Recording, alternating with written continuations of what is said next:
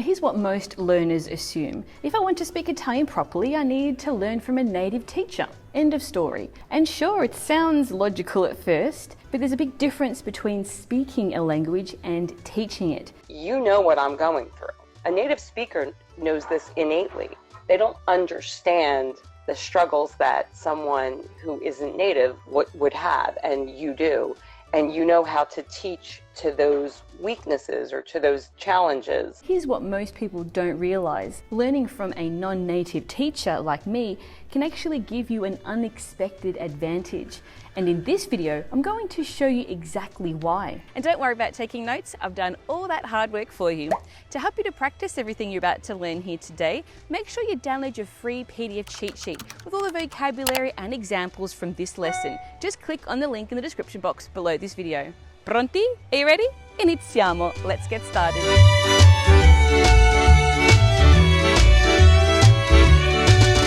Native speakers know Italian, but that doesn't mean they can explain why things work the way that they do, because they never had to learn it from scratch like you and me have. That's where things get frustrating. For example, when you ask, why do we need to use this subjunctive? And the only answer you get is, that's just how we express opinions and anything that's not factual. Well, that's not super helpful, but as a mother tongue English speaker, I can help create a bridge between the two languages because I know that this form isn't completely foreign to an English speaker after all, that we used to use the subjunctive in English all the time. And guess what? Some bits still survive. For example, you probably said things like, if I were you, not if I was you. This is the subjunctive in English. If I were you, Miss Diane, I would focus on building your business. Another one is, so be it, instead of saying, so it is. And if you don't win at the election, well, so be it. And another one is, may the best man win, not the best man wins. Again, it's a wish or hope for the future. But may the best man win, right? So while the Italian subjunctive or the congiuntivo sounds hard to learn and it doesn't really make sense initially, it's not totally foreign after all. We just forgot how to use ours in English. But with these examples of phrases that we still use today, it can help unlock the complexity of learning the subjunctive initially. Now, just to clarify, I am a native English speaker with Italian heritage, and I chose to learn Italian as an adult after my nonno passed away. My friend from Northern Italy, I had her take a look at you and she said, she is exceptional. Her language is spot on. So I felt really comfortable from that perspective. Now, I understand firsthand what you're going through, all the ups and downs and all the emotional turmoil and all the self-doubt. I am completely on the same page with you. To feel too embarrassed to speak and to ask, what is a verb, or what do you mean by what is the subject of this sentence? I was afraid, like you, to get it wrong and to also sound silly. Because you have to put yourself on the line, you have to put yourself out there in order to learn. I started from zero, just like you. But the more I studied, the more I began to notice patterns and little connections that I started to form between English and Italian that helped me make sense of the grammar, the structure, and the rhythm of the language. Patterns that I shared today with my students inside my courses. Like the verbs scared the heck out of me in the beginning because I'm like, oh my God, there's all these endings, there's uto and atto, and I'm like, how am I going to know all of this? But you know, you just take it one step at a time in such an organized way. You know, I just want to do it. I want to just be able to do it, and you help me to do it. So I hope it works for everybody like it's working for me. I'm thrilled about it. But there's one thing that I absolutely love that was a real turning point for me in learning Italian. And I'm going to share it with you here. Speaking Italian is a lot like speaking English from the 1700s. No joke. Italian is a very formal, structured language.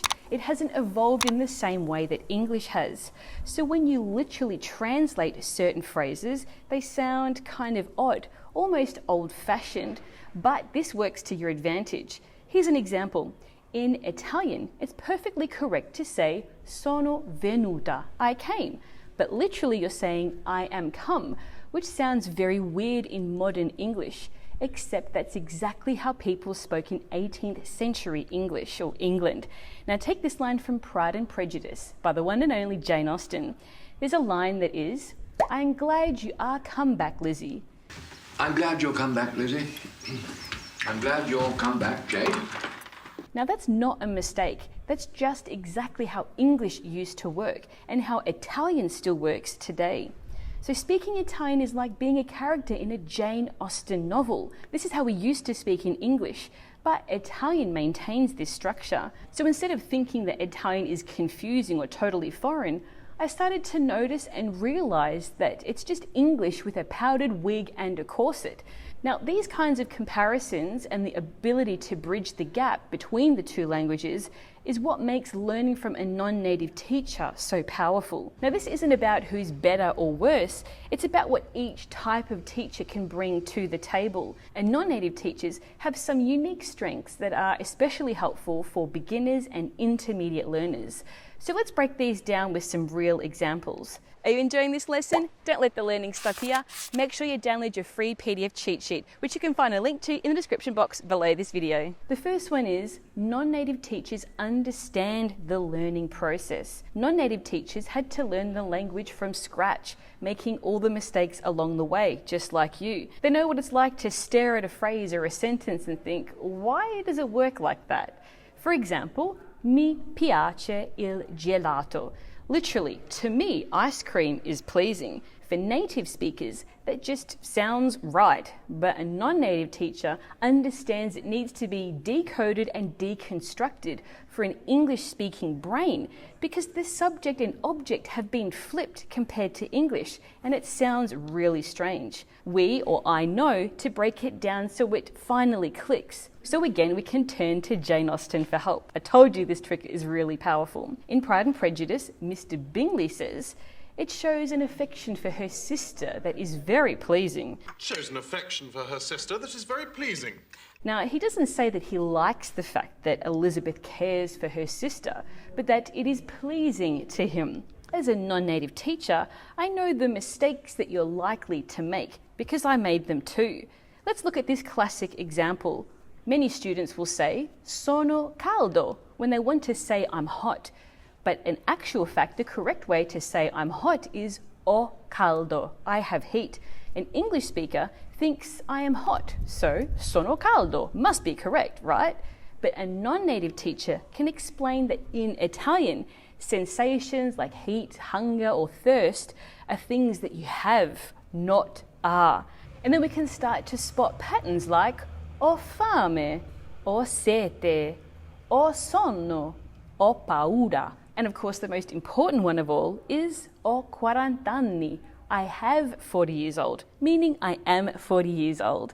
Now, this kind of cross-language logic isn't obvious to a native teacher, but it's crucial for learners to grasp. The next reason is a non-native teacher speaks your language, literally and mentally. But I actually purchased a different online course from someone else before yours.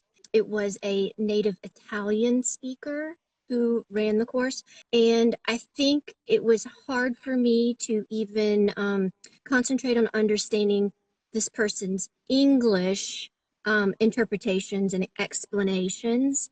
So I felt myself getting a little bit paying attention too much to what they were trying to say in English. I don't know, it didn't resonate with me, their teaching style. And I came across you and your YouTube videos and your IG lives, and I just really gravitated towards your energy and your positivity, and it was all reality-based type learning, like you do videos on things that you would really use in real life situations. So let's talk word for word translations. In English, we say, "What is your name?" So learners often try to say the same thing in Italian with "Che è il tuo nome?" But a non-native teacher knows that this is a false friend of sorts, and that the correct way to say it in Italian is "Come ti chiami?" Literally, how do you call yourself? And they can connect the dots. Now just take a look at this phrase. How do you call yourself? It's very formal sounding, isn't it? Very Jane Austen. Italians use reflexive verbs here. They call themselves rather than ask what your name is. It's not just vocabulary, it's a mindset, it's a way of thinking. Non-native teachers know how, when, and why these little mindset shifts need to be made. And we can explain them clearly too. I'm on Instagram and I find you and I'm watching you and I'm like, oh my God, this is just what I need. I just need someone to give me the information, just the basic information that will connect.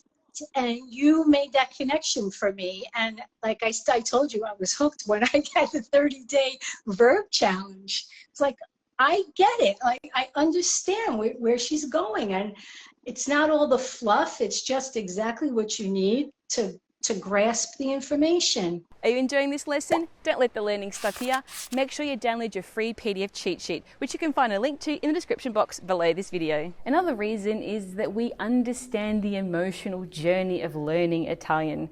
Language learning in general is emotional.